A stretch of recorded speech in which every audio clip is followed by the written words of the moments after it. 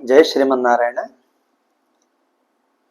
ఈరోజు నేను చెప్పబోయే విషయం, చాలామంది మేము ముహూర్త నిర్ణయం చేసినప్పుడు, ఏమండి ఆ రోజు అష్టమి తిథి ఉందండి, లేకపోతే చవితి ఉందండి, లేదా నవమి ఉందండి, షష్ఠి ఉందండి, వీటిల్లో ఎవరైనా పెళ్ళిళ్ళు చేస్తారండి మమ్మల్ని అడుగుతూ ఉంటారు.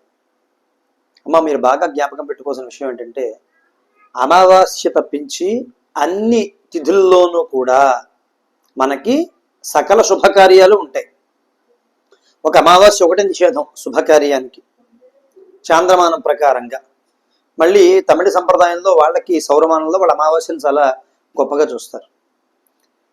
మనకి అమావాస్య తప్పించి మిగతా అన్ని తిథుల్లోనూ కూడా సకల శుభకార్యాలు ఉంటాయి.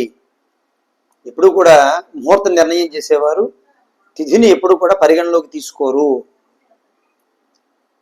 ఏ తిథి నాడైనా సరే ఆ రోజున ఉన్నటువంటి నక్షత్రం మీ జన్మ నక్షత్రానికి తారాబలం సరిపోయి ముహూర్త బలం గ్రహబలం గట్టిగా ఉంది అనుకుంటే దానిని మీకు వివాహ శుభకార్యాలకి ముహూర్తంగా నిర్ణయిస్తారు. దయచేసి ఇది గమనించండి. ఈ వీడియో వాళ్ళు చూసేవారందరూ కూడా ఈ విషయాన్ని గమనించండి. ఎందుకంటే నేను రీసెంట్గా ఒక ముహూర్తం పెట్టాను. ముహూర్తం పెడితే అయ్యగారు షష్ఠి నాడు ముహూర్తం పెట్టారని చెప్పి నాకు ఫోన్ చేశారు. వాళ్ళకి ఈ వివరం చెప్పాల్సి వచ్చింది. ఇలా చాలామంది పాపం పురోహితులు ఇబ్బంది పడుతూ ఉంటారు.